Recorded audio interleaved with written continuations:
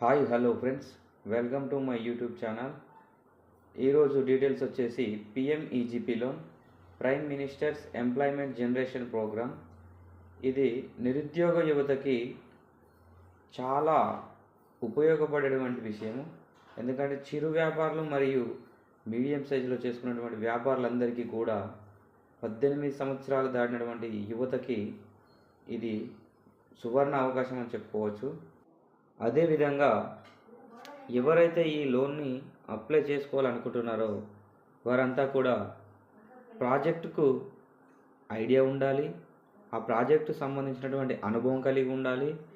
వారు ఆధార్ కార్డ్ మరియు పాన్ కార్డ్ని తీసుకెళ్ళి ఈ loan applicant first of all బ్యాంకులో విజిట్ అయ్యి వారిని మనం ఒకసారి కన్సల్ట్ అయిన తర్వాత మన యొక్క అనుభవం మరియు ఈ లోన్ కావాలని వారిని సంప్రదించాలి.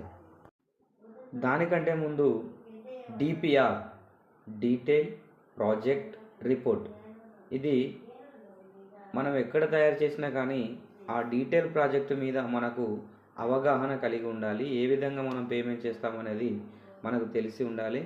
అదేవిధంగా మన సిబిల్ స్కోర్ అనేది 700 పైన ఉండాలి. మరియు ఇంతకుముందు మనం ఏ లోన్లు తీసుకున్నా కూడా డిలే పేమెంట్స్ అనేది ఉండకుండా చూసుకోవాలి. అప్పుడు మనం అక్కడికి వెళ్ళి కలిసిన తర్వాత ఈ లోన్ గురించి మనకు తెలిసి ఉండాలి.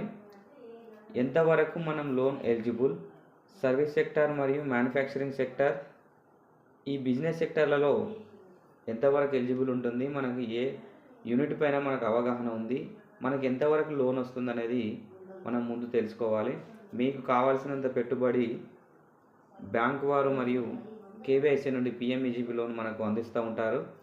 అందులో అన్ని క్యాస్ట్ వాళ్ళు ఎలిజిబుల్ ఉంటారు.